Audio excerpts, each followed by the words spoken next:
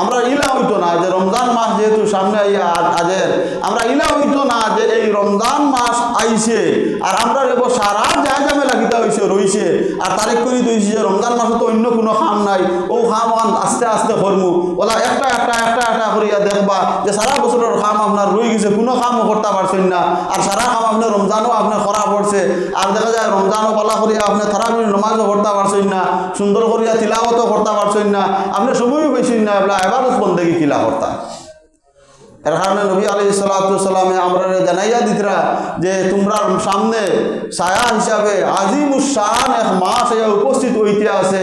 যে মাস হইল কি বরকতওয়ালা, যে মাস হইল কি রহমতওয়ালা, যে মাস হইল কি মাগফিরতওয়ালা, যে মাস হইল কি নাজাতওয়ালা, এই মাস তোমরা সামনে আহিতে আছে। তোমরা এই মাসের জন্য কিতা করো, প্রস্তুতি নেও, যেন এই মাস তোমরা বেকার না যায়, একটা মুহূর্ত হইলা যেন না যায় যে আমি ইবাদত বন্দেগী থাকি মাহরুম আসলাম। প্রত্যেকটা সময় প্রত্যেকটা মুহূর্ত যেন রমজানের আমরা ইবাদত বন্দেগীর মধ্যে খাটে।